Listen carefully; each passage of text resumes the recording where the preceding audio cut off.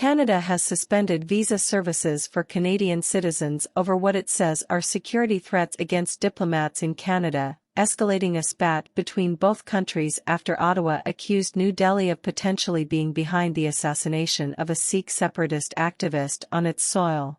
BLS International, which handles visa applications for India and Canada, sent a letter to Indian stock exchanges on Thursday that said visa services have been suspended till further notice.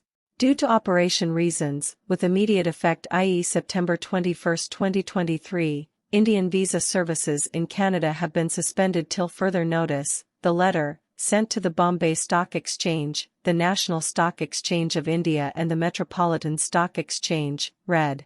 Earlier, BLS International stated on its website that India had suspended visa services for Canadian citizens from Thursday, citing a notice from the Indian mission.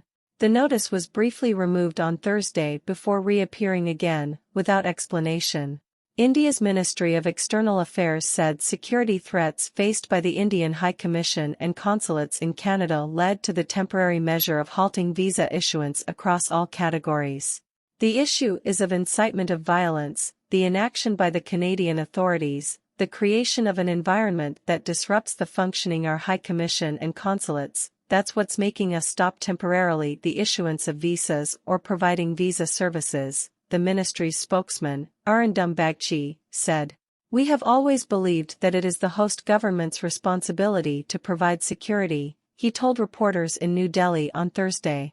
The announcement followed a stern travel advisory from India's Foreign Ministry India on Wednesday urging its citizens to remain vigilant in Canada, warning them of politically condoned hate crimes. CNN has reached out to India's Foreign Ministry and BLS International. The travel warning comes days after Canadian Prime Minister Justin Trudeau claimed that authorities had been investigating credible allegations of a potential link between agents of the Government of India and the killing of Hardeep Singh Nijjar, a Sikh Canadian citizen who was gunned down by masked men in June. New Delhi has vehemently denied the allegations, calling them absurd and motivated. India's Foreign Ministry said Canada has provided no specific information to support Delhi's alleged involvement in Nijjar's death. Let me also point out that from our side, very specific evidence of criminal activities by individuals based on Canadian soil has been shared with the Canadian authorities on a regular basis but not been acted upon, Bagchi, the ministry's spokesman, said. Bagchi added that he expects Canada's diplomatic presence in the country to be reduced. But Trudeau's statement has sent relations between the two countries into a tailspin, with both India and Canada expelling senior diplomats in reciprocal moves, raising the prospect of an awkward rift between key partners of the United States. Nijjar was an outspoken supporter of the creation of a separate Sikh homeland known as Khalistan, which would include parts of India's Punjab state. The Khalistan movement is outlawed in India and considered a national security threat by the government.